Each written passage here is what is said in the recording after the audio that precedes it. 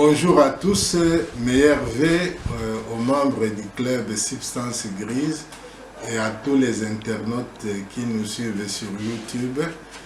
Nous vous souhaitons meilleurs vœux de nouvel an 2022 et nous allons commencer notre conférence concernant l'épilepsie. Et puis, pour commencer cette conférence, nous voudrions préciser le message clé que nous voulons que vous puissiez avoir de cette conférence en considérant l'épilepsie comme un problème de santé du cerveau, une maladie de l'activité électrique du cerveau.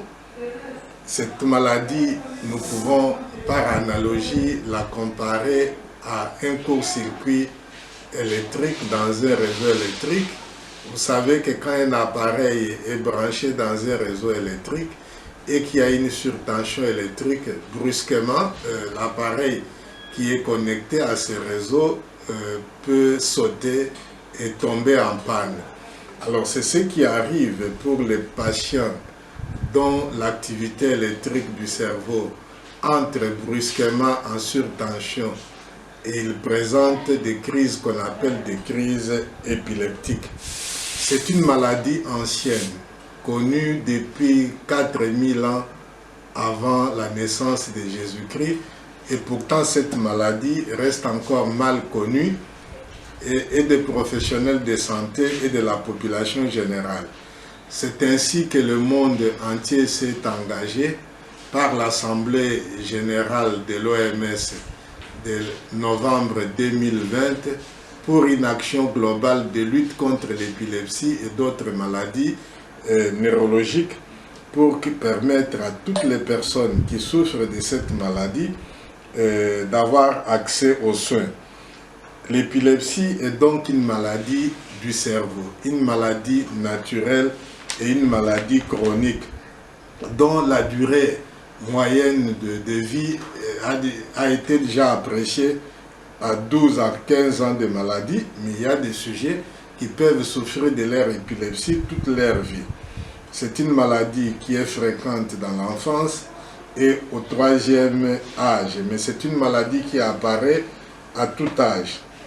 Cette maladie se manifeste par des crises, et ce sont des crises qui se répètent, et ce sont des crises qui sont considérées comme des crises non provoquées. Crises non provoquées, ce sont des crises qui arrivent dans des situations de souffrance. Les crises provoquées sont des crises qui arrivent dans des situations de souffrance neurologique aiguë. Comme quand vous avez connu un traumatisme crânien, quand vous avez fait un accident vasculaire, quand vous avez une infection dans le système nerveux, constituant une souffrance cérébrale aiguë, vous pouvez présenter des crises épileptiques. Ce genre de crises épileptiques ne comptent pas dans la définition de l'épilepsie. Donc, quand vous avez présenté au moins des crises non provoquées, espacées d'au moins 24 heures, vous pouvez porter alors le diagnostic de l'épilepsie. Alors, comment se manifeste l'épilepsie? L'épilepsie se manifeste par des troubles de mouvement et ça peut vous donner la grande crise qu'on appelle crise mâle d'épilepsie généralisée qui est connue de la plupart des personnes. La personne crie, tombe et présente des mouvements, peut perdre les urines, peut perdre des matières fécales, peut se mordre la langue. Il y a aussi des crises qui passent tout à fait inaperçues chez l'enfant, en âge scolaire, surtout la fille, sous forme de crises d'absence, des dissolutions de la conscience qui peuvent se répéter et vont empêcher l'enfant d'apprendre. Les crises peuvent se présenter sous forme de troubles de langage, troubles sensoriels ou troubles sensitifs, sous forme de troubles de modification de l'activité de la vie des organes, notamment le cœur, des crises qui peuvent faire penser à une crise cardiaque alors qu'il s'agit d'une crise épileptique. Ça peut se présenter sous forme de troubles de comportement ou sous forme de troubles intellectuels. Donc l'épilepsie, c'est une maladie à manifestation variable. C'est une maladie fréquente 50 millions de personnes en souffrent dans le monde. Et de ces 50 millions, 80% dans les pays à faible ou moyen revenu. Et dans ces pays à faible ou moyen revenu, la plupart des épileptiques ne sont pas soignés. 75% dans les pays à faible revenu et 50% dans les pays à revenu moyen qui ne sont pas soignés. Alors que cette maladie comporte de multiples conséquences psychosociales, notamment la stigmatisation des patients, de leur famille, pour l'éducation, le mariage, pour l'emploi et beaucoup d'autres activités.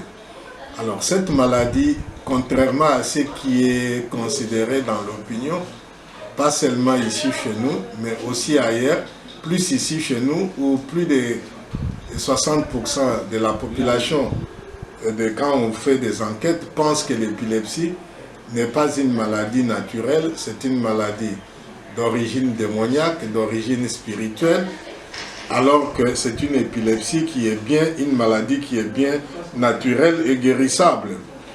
Alors, on estime que 70% des personnes qui présentent des crises épileptiques, qui ont le diagnostic de la maladie épileptique, peuvent être guéries, moyennant un traitement bien conduit. Et pour qu'on puisse soigner tous les épileptiques, dans une nation, on a besoin d'un budget annuel de 5 $ par personne par an. Un tel fonds peut couvrir les soins de tous les patients épileptiques. Mais il n'en est pas ainsi. Voilà pourquoi nous voulons parler pour que les gens comprennent ce qu'est l'épilepsie, de telle sorte que nous puissions nous mobiliser tous pour combattre cette maladie qui ne vient pas seule, mais qui est associée à beaucoup d'autres maladies neurologiques. Voilà pourquoi pour notre communication, après ces messages clés, nous allons définir ce que c'est que l'épilepsie. Nous allons présenter les éléments en rapport avec le diagnostic de l'épilepsie, les éléments en rapport avec le traitement de l'épilepsie et les éléments en rapport avec l'hygiène en matière d'épilepsie. Bien sûr, dans la définition, nous parlerons des causes de l'épilepsie. Et dans la définition, nous parlerons du diagnostic de la crise épileptique. Voilà, c'est ça la démarche que nous allons suivre pour notre communication. Comme nous l'avons dit, l'épilepsie est une maladie ancienne, connue depuis 4000 ans avant Jésus-Christ, mais encore mal connue des professionnels de la santé de la population. On se pose la question pourquoi. Vous savez, l'épilepsie, comme nous l'avons dit, est une maladie du cerveau. Le cerveau est l'organe qui porte l'esprit. L'esprit humain s'exprime dans et par le cerveau. C'est peut-être à cause de cette raison que les gens pensent que les manifestations épileptiques qui montrent que la personne humaine, quand elle présente des crises, n'est plus la personne qu'on devrait avoir. Et il y a toutes ces considérations-là, des préjugés, des croyances superstitieuses concernant cette maladie du cerveau. C'est peut-être le fait que ça soit une maladie du cerveau qui est à la base de toutes ces interprétations négatives. Alors, le monde actuellement est engagé, comme je l'ai dit, dans une action globale de lutte contre l'épilepsie, de telle sorte que le diagnostic soit précoce, que les soins soient administrés à temps, que les aspects économiques, les aspects éducatifs, les aspects d'inclusion des patients épileptiques soient des mises. Donc il y a en même temps prévention, traitement et respect des droits humains relatifs aux patients épileptiques. Pour cela, nous avons besoin de clarifier clairement pour quiconque sait que c'est que l'épilepsie. Alors, pour avoir le diagnostic de l'épilepsie, il faut d'abord poser le diagnostic de la crise. la crise épileptique. Et il faut distinguer la crise épileptique de ce qui n'est pas crise épileptique. Et les crises qui entrent dans la définition de l'épilepsie, ce sont des crises qui sont dites des crises non provoquées. Et nous avons déjà déterminé dans notre message clé les circonstances dans lesquelles on peut avoir une crise provoquée ou une crise symptomatique. Quand vous avez fait un accident, dans la première semaine, un accident avec traumatisme crânio-encéphalique, quand vous avez fait un AVC ou quand vous êtes en train de faire une infection neurologique aiguë, dans la première semaine de votre maladie, vous pouvez présenter des crises épileptiques. Ces crises épileptiques sont dues à une souffrance cérébrale aiguë. Elles n'entrent pas dans la définition de l'épilepsie. Si vous avez un manque de calcium, un manque de sodium dans le sang, ok? Et si vous avez un manque de sucre dans le sang, vous avez un excès de sucre dans le sang, vous pouvez présenter des crises épileptiques qui n'entrent pas dans le diagnostic de l'épilepsie. Vous vous êtes intoxiqué à l'alcool ou vous êtes intoxiqué à un produit quelconque. Le produit comme le tramadol qui est pris actuellement de façon abusive dans la ville de Kinshasa. Un produit comme le tramadol, sa consommation peut être à la base des crises épileptiques. Les gens qui prennent du diazépam ou d'autres produits de substances psychoactives qui les arrêtent brusquement, ils peuvent présenter aussi des crises épileptiques.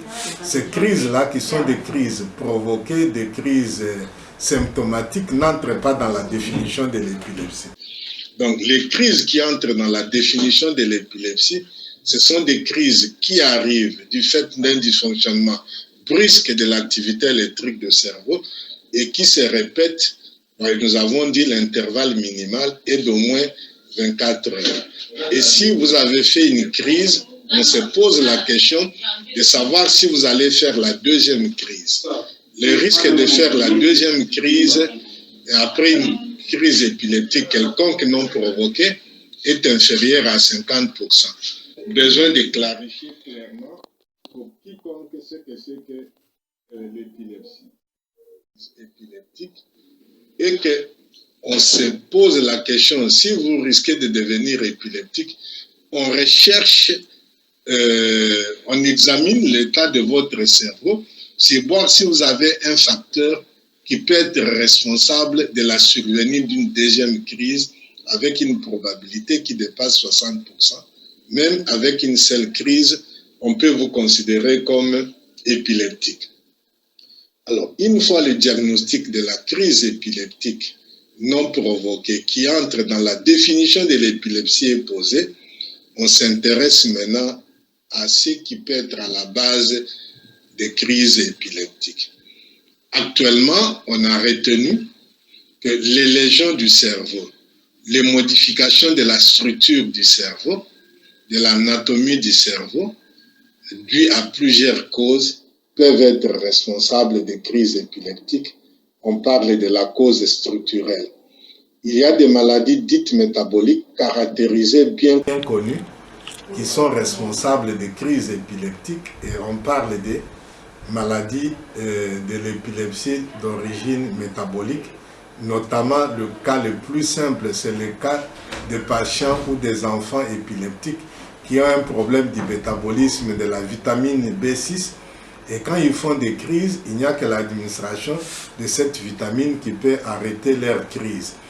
Il y a l'épilepsie qui est d'origine infectieuse, surtout dans les contextes comme le nôtre de l'Afrique subsaharienne, dans les pays tropicaux. Nous avons la cysticercose, voilà, cette maladie qui est due au Taenia-solium, qui est portée par le porc. Alors, les cysticerques peuvent aller échouer au niveau du cerveau, provoquer des granulomes qui sont à la base des crises épileptiques. Vous avez la maladie comme l'onchocercose, est associée à des fréquences élevées de crises épileptiques. Donc vous avez la malaria avec toutes ses conséquences après les accès aigus, notamment après malaria cérébrale. On peut faire des crises épileptiques qui sont d'origine infectieuses. Donc beaucoup de maladies infectieuses peuvent être à la base des crises épileptiques. Il y a l'épilepsie d'origine auto-immune.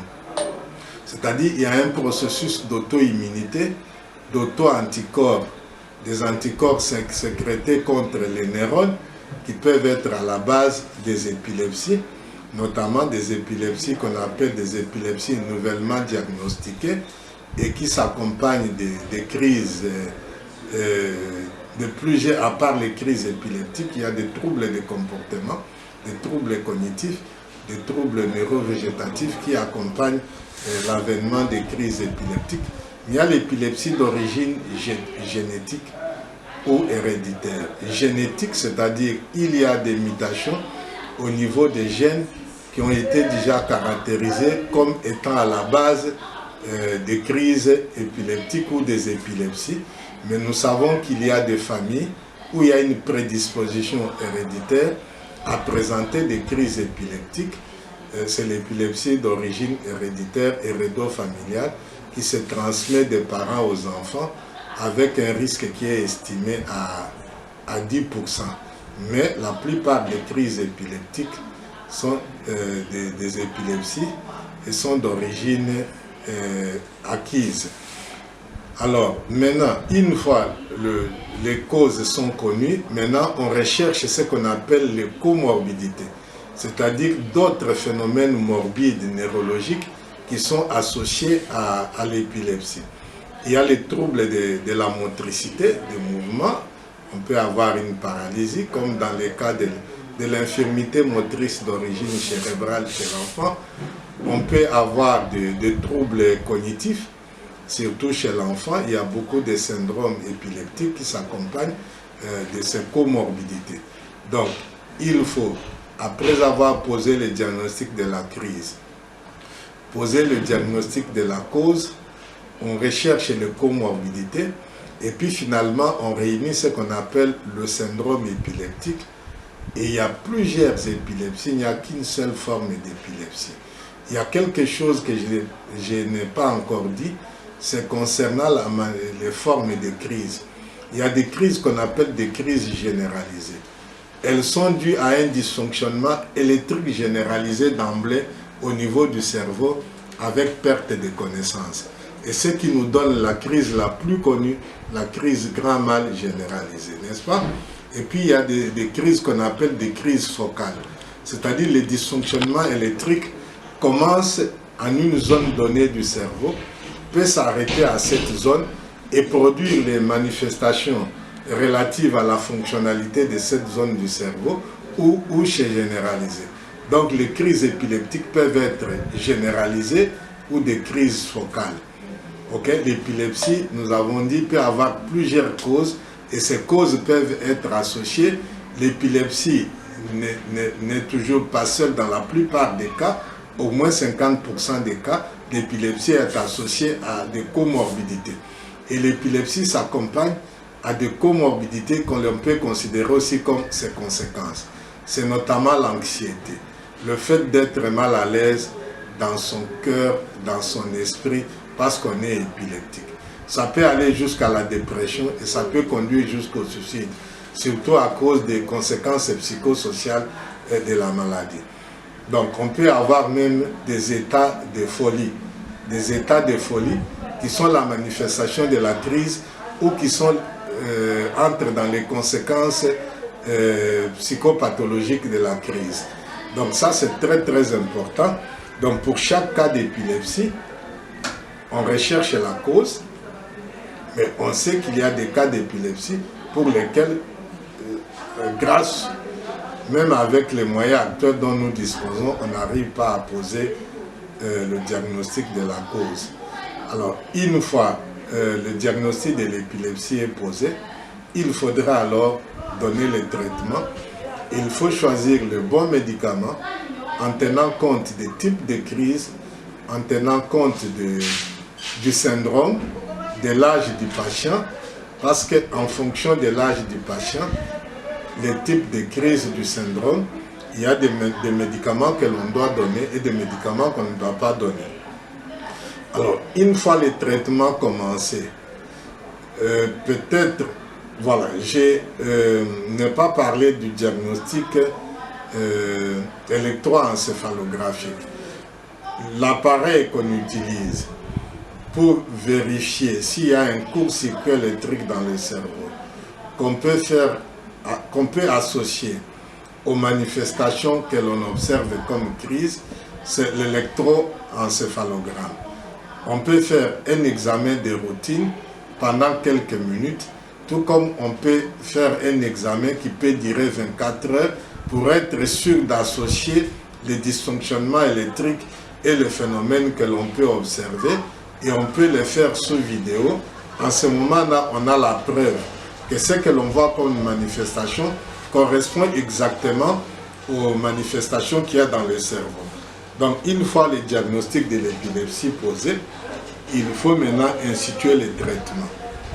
Et le traitement, c'est un traitement qui doit être bien choisi. La monothérapie, c'est-à-dire l'utilisation d'un seul médicament est la règle, et le médicament doit être bien choisi, parce que si le médicament n'est pas bien choisi, ça favorise la non-réponse au traitement, parce que dès le départ, on n'a pas choisi les médicaments qu'il faut. Et c'est comme ça qu'il faut avoir un tableau de bord qui vous indique les médicaments qu'il faut bien choisir en fonction des types de crises épileptiques que vous avez, en fonction du syndrome épileptique et même en fonction de la cause, mais aussi en fonction de l'âge du patient.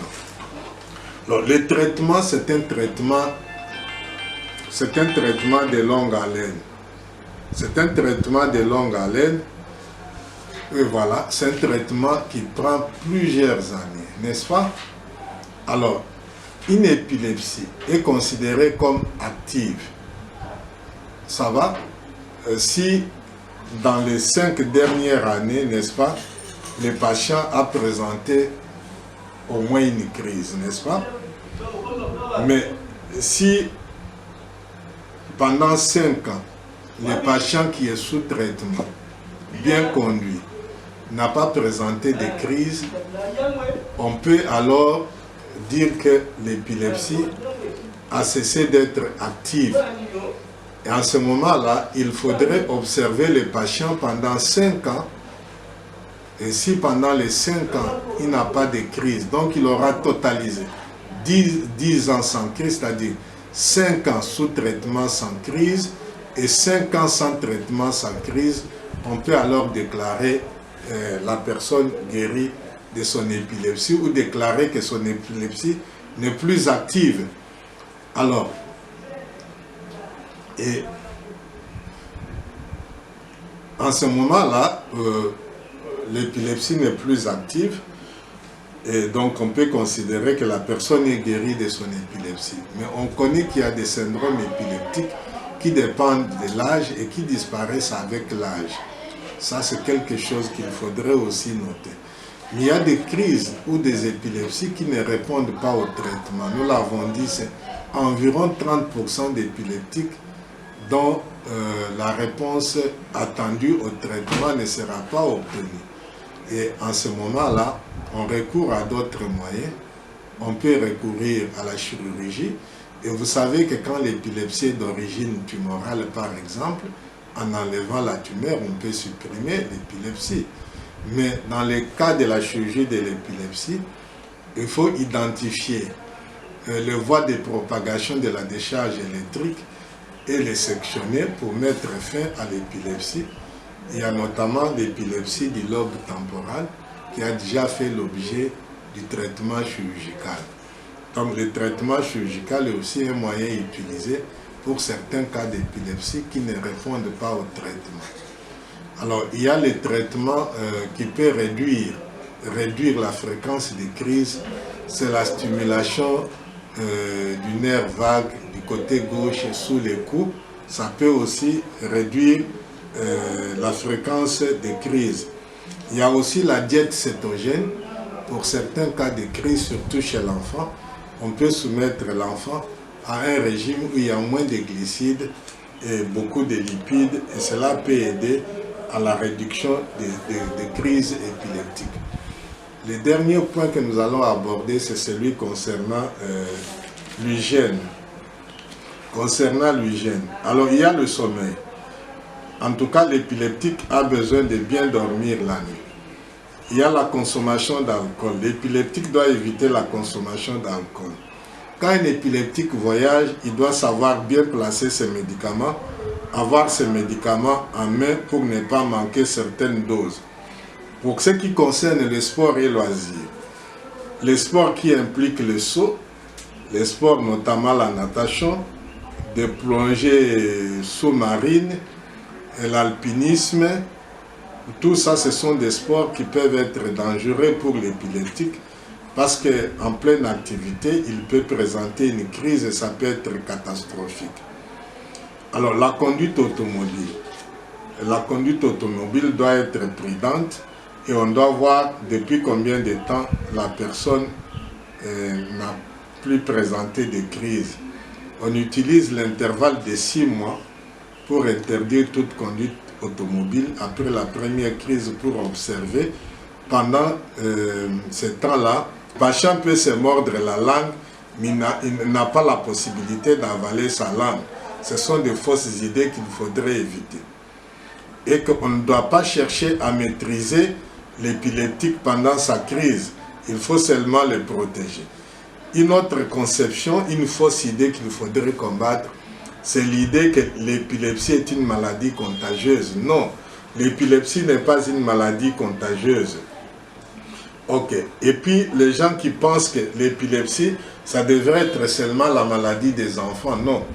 L'épilepsie, nous l'avons dit, concerne tous les âges de la vie, mais les crises sont plus fréquentes dans l'enfance et dans le 3e âge surtout. Alors, les personnes épileptiques ne doivent pas occuper des postes de responsabilité ou des postes qui génèrent beaucoup de stress.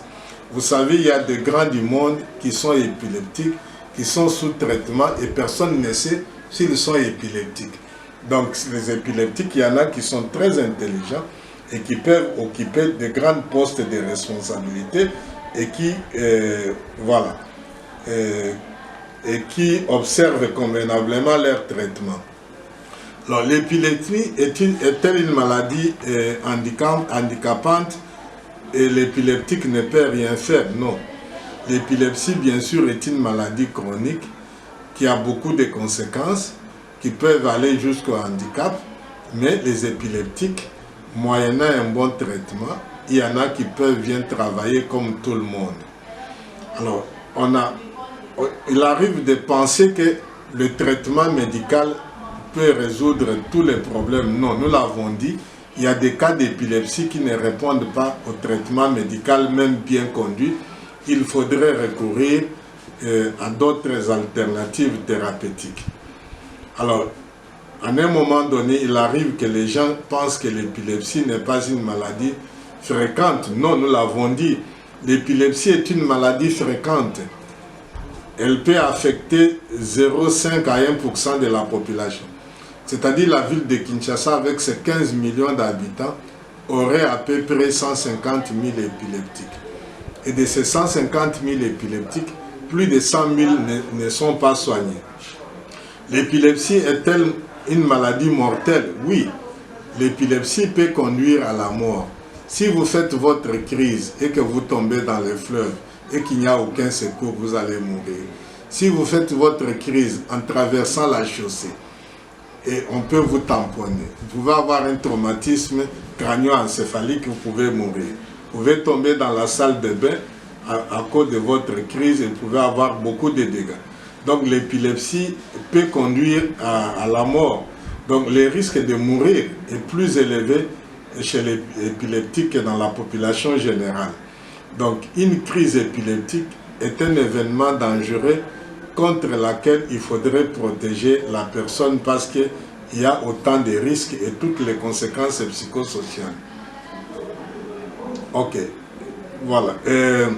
Voilà, il y a autant de mythes comme ça, de conceptions erronées que nous devons éviter. Nous venons d'en parler. En une seule conférence, nous ne pourrons pas épuiser la matière. Nous pensons que nous n'avons fait qu'introduire et il y aura d'autres intervenants, notamment les intervenants de la Ligue congolaise de lutte contre l'épilepsie, qui vont encore animer une autre conférence pour d'autres clarifications. Et nous pensons qu'avec les questions que vous allez poser, nous allons encore compléter les informations concernant cette maladie de l'activité électrique du cerveau. L'épilepsie, nous l'avons dit, est un problème de santé cérébrale. C'est une maladie guérissable, une maladie naturelle.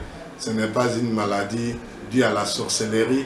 Ce n'est pas une maladie d'origine démoniaque. Ce n'est pas une maladie d'origine mystico-religieuse. C'est bien une maladie naturelle, une maladie neurologique chronique fréquente qui porte beaucoup de préjudices aux gens dans le monde entier.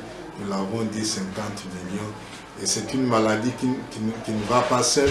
Elle s'accompagne d'autres maladies neurologiques, d'autres maladies psychopathologiques, et pour lesquelles, nous l'avons dit, depuis le novembre 2020, le monde s'est engagé pour 10 ans dans une action globale et intersectorielle concernant la lutte contre l'épilepsie. Voilà, nous attendons vos questions pour que nous puissions encore clarifier, comme nous l'avons dit dans notre thème là, nous l'avons annoncé, pour sortir l'épilepsie dans l'ombre. Nous avons besoin de questions de votre part qui nous aident à clarifier ce que c'est que l'épilepsie, pour que cette maladie sorte de l'ombre et que ces milliers de personnes qui souffrent d'épilepsie soient désormais soignées et accès aux soins.